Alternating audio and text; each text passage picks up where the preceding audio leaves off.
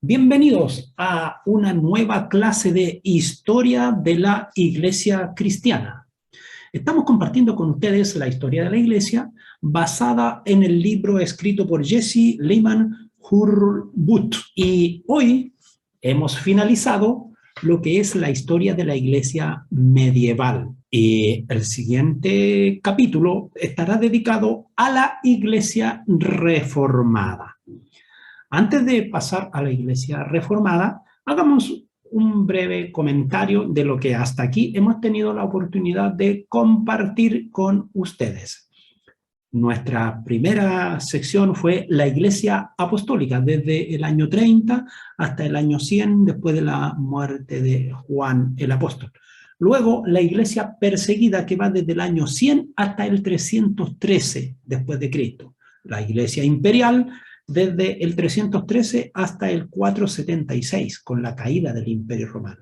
Y la Iglesia medieval, desde la caída del Imperio Romano, el 476, hasta la caída de Constantinopla, 1453. A continuación, veremos entonces el desarrollo y el proceso de la Iglesia reformada, que va desde la caída de Constantinopla en el año 1453 hasta el fin de la Guerra de los 30 años en el 1648. Les invito entonces a seguir nuestro estudio a través de las diapositivas que hemos preparado para compartir con ustedes. La Iglesia reformada. Y por cierto, tenemos una imagen aquí con los principales personajes que fueron parte en esta reforma de la Iglesia. Durante muchos siglos, la Iglesia siempre había pertenecido a una determinada élite y, por cierto, muy contaminada. No alcanzó a durar más de 2 siglos con la pureza con que el soberano Dios, a través de su Hijo Jesucristo, instauró la Iglesia, con el propósito de que su evangelio sirviera para salvar a la humanidad. Pero ese tiempo no duró mucho. Pero pasaron 16 siglos y mucho antes, en el siglo XI, siglo XII, ya grandes hombres empezaron a mostrar su malestar a causa de la iglesia imperante de la época. Aquí tenemos algunos nombres que en el desarrollo los vamos a ver, pero brevemente. Erasmo de Rotterdam, Ulrico Zwinglio de Suiza, Calvino de Francia, Tyndale de Inglaterra, Cranmer de Inglaterra, John Knox de Escocia, y quien no reconoce la figura de Martín Lutero de Alemania. Antes de continuar con nuestra exposición, haremos una breve síntesis. La narrativa de la historia de la Iglesia reformada involucran los capítulos 18, 19 y 20 de nuestro estudio en comento. El capítulo 18 en sí nos muestra las fuerzas rectoras que antecedieron a la reforma: el Renacimiento, la invención de la imprenta, el espíritu de nacionalismo, como parte de la reforma en Alemania, la venta de las indulgencias, las tesis, la quema de la bula del Papa, la dieta de Worms, el castillo de Wurzburgo, el nombre de protestante. Todos esos tópicos los vamos a ver a través de la narrativa del capítulo 18. Les invito a que continuemos. Lo medular de este periodo de casi 200 años es la Reforma Protestante, y está centrado entre el año 1453 y el año 1648, con la caída de Constantinopla primero y luego con el fin de la Guerra de los 30 años, una guerra que se desarrolló en Europa por causas político-religiosas.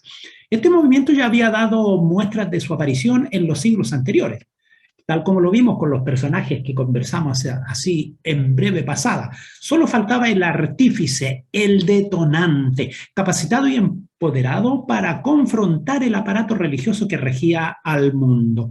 Empezó en Alemania. Las nuevas iglesias no debían fidelidad a Roma.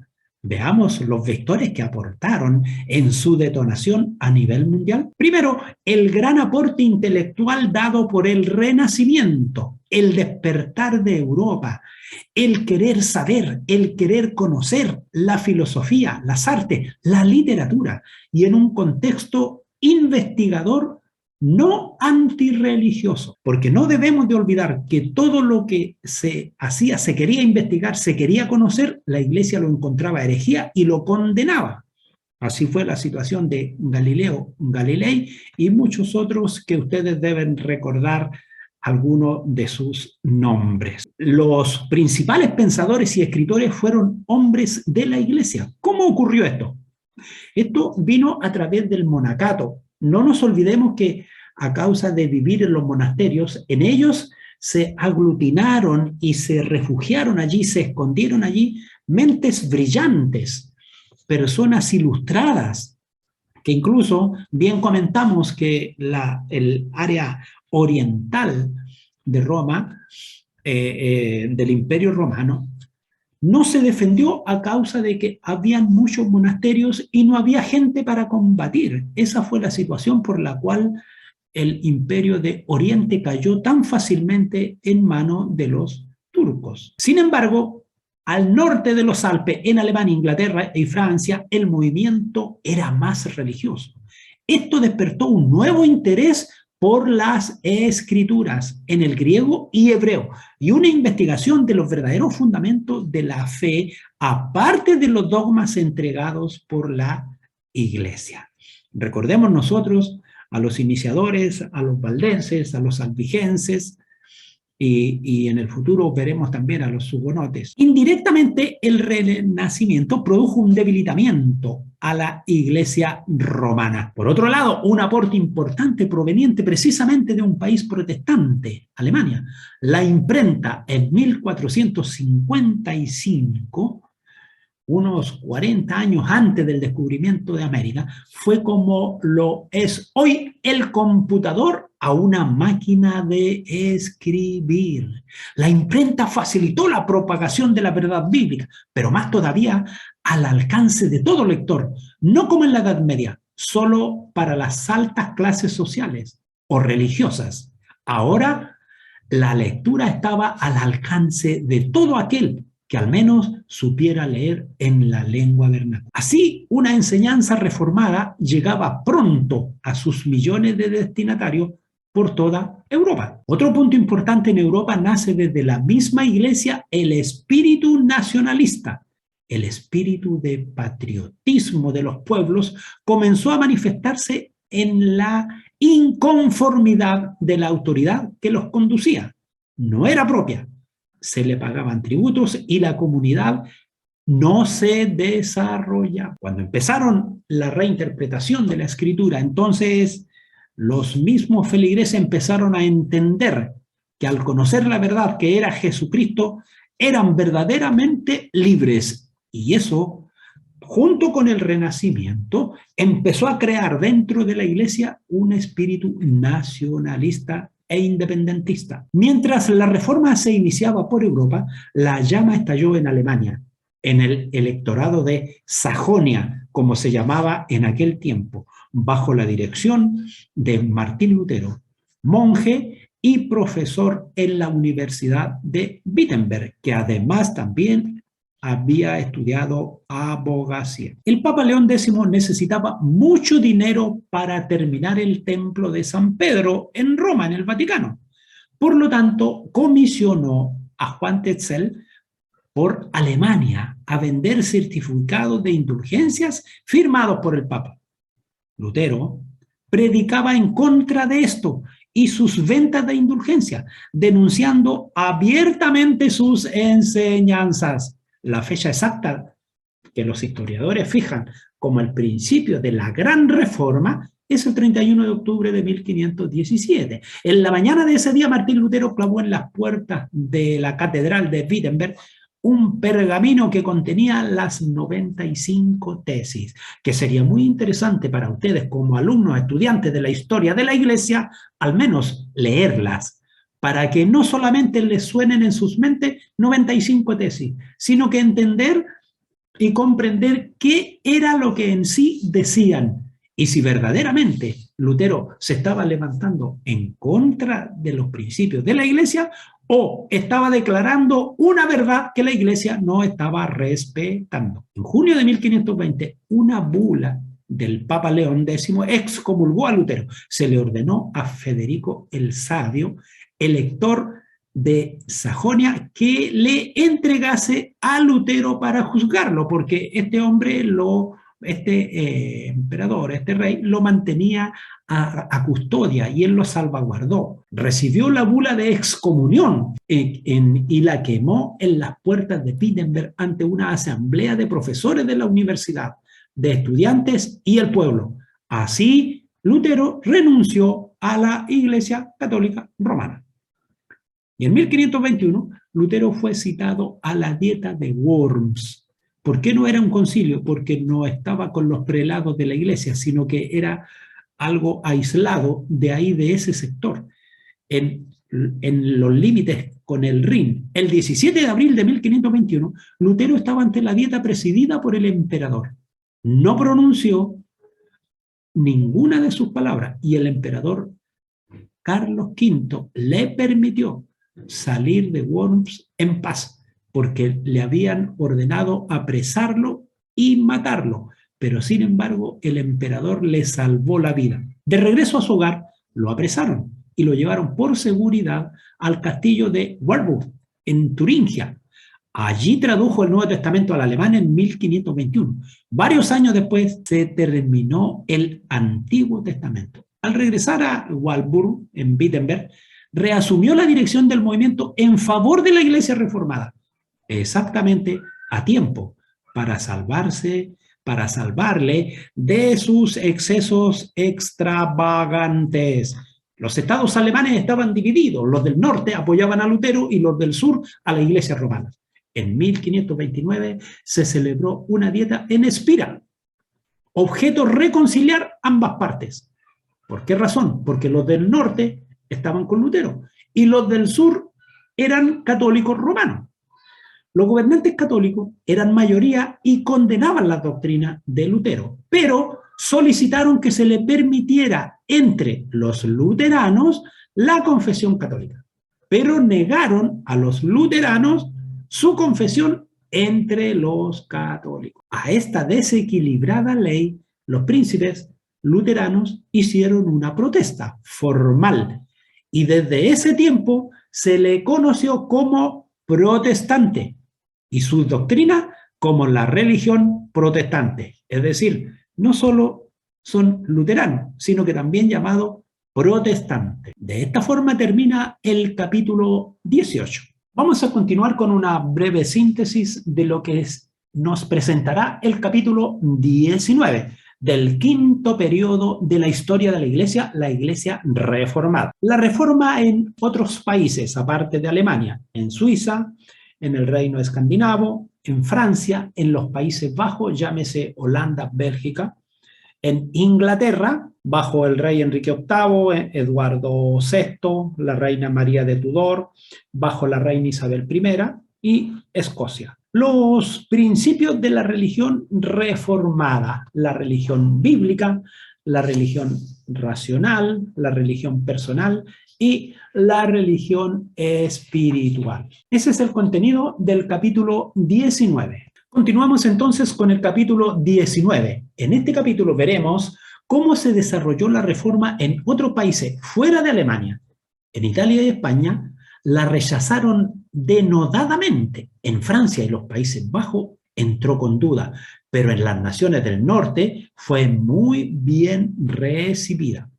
La reforma en Suiza fue independiente, pero simultánea, bajo la dirección de Ulrico Zwinglio en 1517, pero en 1522 rompió de manera definitiva con Roma. Entró muy radical en una escaramuza entre bandos católicos y protestantes. Murió Zwinglio en 1531. Más tarde, su líder llegó a ser Juan Calvino. El reino escandinavo de Dinamarca, Suecia y Noruega aceptaron las ideas de Lutero. En Francia, la doctrina católica era más libre, pero cuando entró el protestantismo, se inició una persecución que terminó en una matanza el 24 de agosto de 1572, la noche de San Bartolomé. Lo conversamos en una exposición anterior.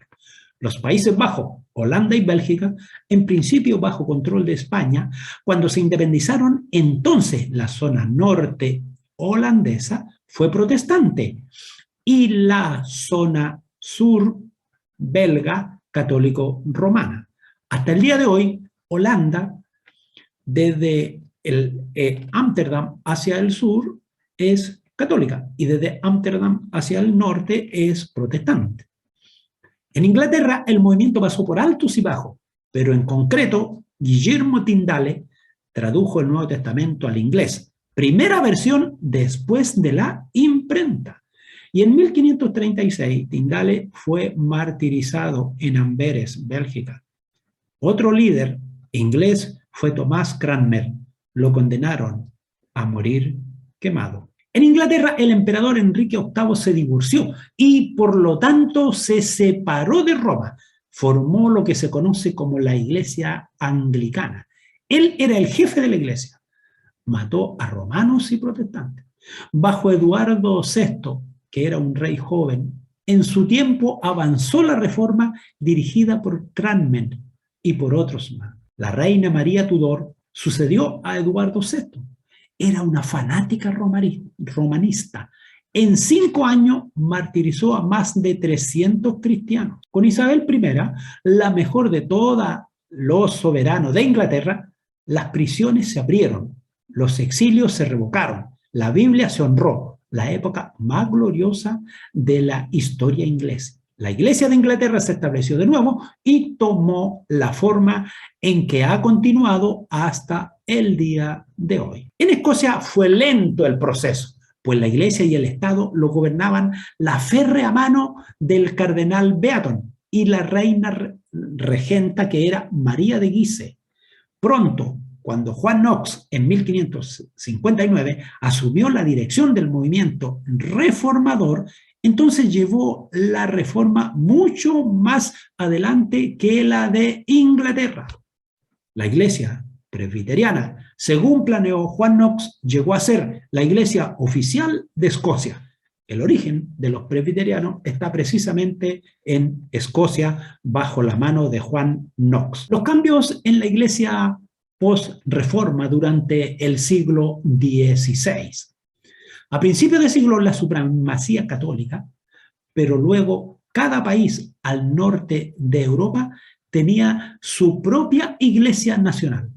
Aunque habían diferencias doctrinales entre una y otra, pero hay una base de 5 puntos comunes. La verdadera religión se funda en las Escrituras.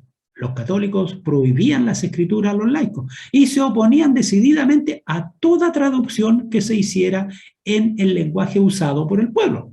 Los reformadores declaraban que la Biblia contenía las reglas de fe y práctica y que no debía aceptarse ninguna doctrina a menos que la Biblia la enseñase. La Reforma trajo de nuevo la Biblia perdida al pueblo y colocó sus enseñanzas sobre el trono de autoridad. La religión debe ser racional e inteligente. El segundo punto. El primer punto, la verdadera religión se funda en las Escrituras. El segundo punto, la religión debe ser racional e inteligente. El romanismo, con sus doctrinas fuera de la palabra inspirada, la transubstanciación, las indulgencias, la adoración de imágenes en su ritual.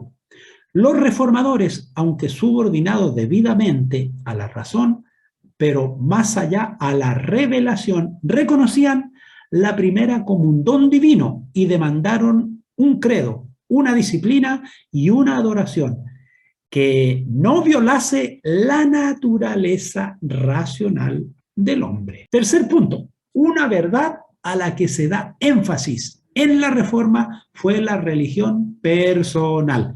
El catolicismo cerraba las puertas a la confesión personal a Dios. El pecador debía ir al sacerdote o a un santo. Se consideraba a Dios un ser poco amigable. Solo la Iglesia interpretaba la Escritura. Los reformadores acabaron con toda esa barrera. Dirigían al adorador hacia Dios como el objeto directo de oración, el dador inmediato de perdón y de gracia. llevaban a cada alma a la presencia de Dios y a la comunión con Cristo. Cuarto punto, los reformadores enseñaban la religión espiritual y que era diferente a una religión formalista. Los católicos habían llenado la práctica con múltiples rituales, servicios externos bajo la dirección del sacerdote. Se tornó en la religión de la letra, no del espíritu. Los reformadores enfatizaban más las características internas de la religión que las externas. Pusieron de manifiesto la antigua doctrina como una experiencia vital, la salvación por la fe en Cristo y únicamente por la fe. Proclamaron que la justificación no es por formas y observancias externas u obras, sino por la vida interna, la vida de Dios en el alma de los hombres. Y eso se muestra con el testimonio, con el ejemplo del convertido. Quinto punto, una iglesia nacional diferente a la iglesia mundial. Y esto fue lo que golpeó enormemente a la iglesia de la época y al papado. El papa subordinó el Estado a la iglesia y así él ejercía una autoridad mundial. Y eso lo vimos en el periodo de la iglesia medieval. Donde quiera que el protestantismo triunfaba, surgía una iglesia nacional, gobernada por sí misma e independiente de Roma, con una identidad propia de acuerdo a cada nación. Un breve resumen de lo que es el capítulo 20 que veremos a continuación, la contrarreforma. La reforma dentro de la Iglesia Católica Romana, la orden de los jesuitas, la persecución activa, el esfuerzo misionero de los católicos romanos y la guerra de los 30 años, que es lo que ocurre en el 1647. Capítulo 20. En este capítulo centraremos nuestra atención en la contrarreforma y en los líderes del periodo. Con el inicio de la reforma, la Iglesia Católica Romana centró sus esfuerzos en recuperar lo perdido de Europa, destruir la fe protestante y promover las misiones católico-romanas en países extranjeros. A esto se le llamó contrarreforma. El primer paso fue el Concilio de Trento, convocado entre los años 1545 y 1563 por el Papa Pablo III. Duró casi 20 años, pasaron 4 papas. Se tomaron serias medidas contra la reforma, se activó la Inquisición y la censura. Nacieron nuevas órdenes monásticas. Los capuchinos, las carmelitas, descalzos, las ursulinas, los teatinos, los paulitas o jesuitas, los paules de San Vicente de Paul, con el fin de reeducar el clero y la población. En la Contrarreforma, la orden de los jesuitas, creada en 1534, es decir, algunos años después del inicio de la Reforma Protestante, 1517, por Ignacio de Loyola. Su base era la lealtad ciega al papado y una estricta disciplina y proselitismo acérrimo, a toda prueba. Para sus objetivos, usó métodos públicos y secretos. Fue tan poderosa y cruel su acción que el Papa Clemente XIV, en el 1773, aproximadamente 250 años después de la Reforma, la prohibió en toda la Iglesia. Sin embargo, continuó en secreto y después abiertamente, y al final los papas la reconocieron de nuevo. Ahora es una de las fuerzas más potentes en esparcir y fortalecer la Iglesia Católica Romana por todo el mundo. Se conoce que esta organización, los jesuitas, son los que están dentro del conglomerado de la Iglesia Católica Romana, conocida como la Confederación para la Doctrina y la Fe. La persecución activa, otra arma empleada para apagar el creciente espíritu de la Reforma. Hay que reconocer que católicos y reformados defendieron su fe con distintos métodos. Se debe reconocer que las ofensivas reformadas fueron más por política que por ideología. En Inglaterra mueren muchos católicos por conspiradores a la reina. En España, con la Inquisición, se torturó y quemó un sinnúmero de personas. En los Países Bajos se mató a cuantos se le veía como hereje. Cuando hablo de Países Bajos estoy hablando de Holanda y de Bélgica. En Francia, el 24 de agosto de 1572, el apogeo de la persecución fue la matanza de San Bartolomé. En países donde la reforma fue minoría, terminó siendo aplastada, como Bohemia y España. La Iglesia Católica puso todas sus fuerzas en la contrarreforma. En esto los jesuitas fue su mejor herramienta. El resultado, América del Sur, México y gran parte de Canadá terminaron siendo católicos. Y misiones que incursionaron en la India y en alrededores. En 1618 se generó una guerra solo política y luego derivó en religiosa entre pueblos hermanos que duró 30 años. Al final de 1648 se firmó la paz en Münster, región de Westfalia de aquella época de Alemania. Esta fijó los límites de los estados católicos romanos y protestantes de la manera que han continuado hasta este tiempo.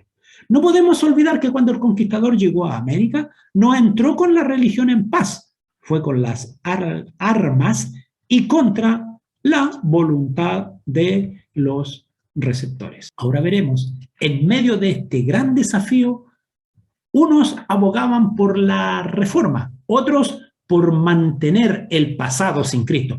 Para muchos cristianos el educarse y aprender es matar el espíritu, pero lo que realmente mata el alma es la ignorancia. Nombraré algunos porque son muchos los hombres que aportaron con sus palabras y pensamientos, pensando en el despertar de las conciencias y abogando por la libertad espiritual. Desiderio Erasmo de Rotterdam, entre los años 1466 y 1536, se educó en un monasterio. En 1492, precisamente para el descubrimiento de América, renuncia al sacerdocio. Y al partir la reforma era un crítico inflexible de la Iglesia Católica Romana. No se unió a la reforma. Por fuera siguió siendo católico y crítico a los reformadores con tanta agudeza como lo hizo con la Iglesia antigua. El líder del movimiento, Martín Lutero, nació en Eisleben en 1483, hijo de minero. Fue a la Universidad de Erfurt.